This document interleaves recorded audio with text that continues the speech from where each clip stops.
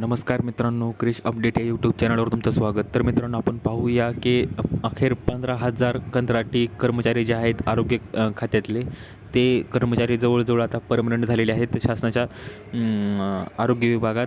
आणि ते परमनंट झाले आहेत, परंतु काही अटी घालूनच त्यांना परमनंट करण्यात आलेलं आहेत आणि काही लाभ त्यांना मिळणार नाही. तर याविषयी आपण सर्व माहिती आपण या व्हिडिओमध्ये पाहणार आहोत. तर मित्रांनो, तुम्ही जर पहिल्यांदा चॅनलवर आला असा चॅनल सबस्क्राईब करायला विसरू नका.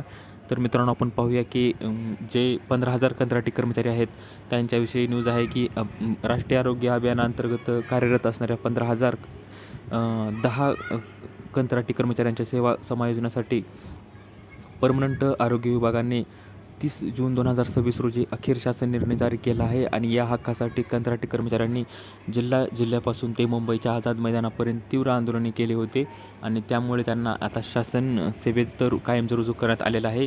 तर अशा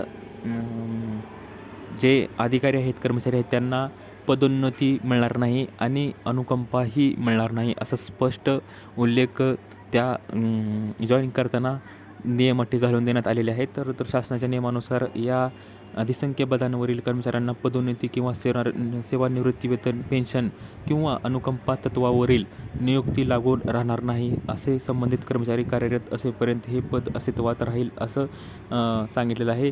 आणि पद रिक्त झाल्यास ते आपोआप रद्द होणार आहे, असं स्पष्ट नियम अटी घालून दिलेले आहेत. तर पहिला GR निघून 2 वर्ष लोटले. तर ह्या GRमध्ये काय होते की या प्रक्रियेची मुळात सुरुवात 14 मार्च 2024 रोजीच्या पहिल्या शासन निर्णयाने झाली होती.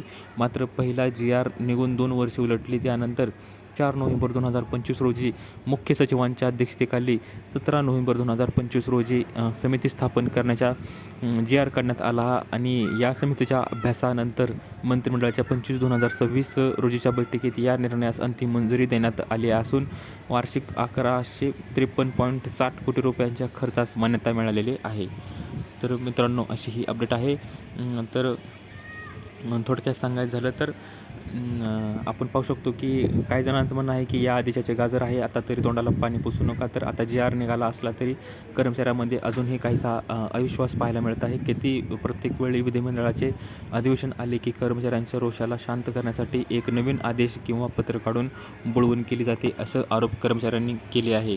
तर मित्रांनो, परंतु तत्वता सध्या 15,000 कर्मचाऱ्यांना आरोग्य खात्यात कायमचं भरती केलेलं आहे आणि त्यांना सेवेत रुजू केलेलं आहे. परंतु त्यांना पदोन्नती मिळणार नाही, अनुकंपा मिळणार नाही किंवा सेवानिवृत्तीनं वेतन मिळणार नाही. अशा 3 अटी घालून त्यांना ही शासन सेवेत त्यांना घेतलेलं आहे. तर मित्रांनो, दिलेल्यामध्ये समजले व्हिडिओला लाईक करा, जास्तीत जास्त शेअर करा, चॅनलला सबस्क्राईब करायला विसरू नका. तर भेटूया पुढच्या व्हिडिओमध्ये असेच एक अपडेट घेऊन. तोपर्यंत धन्यवाद.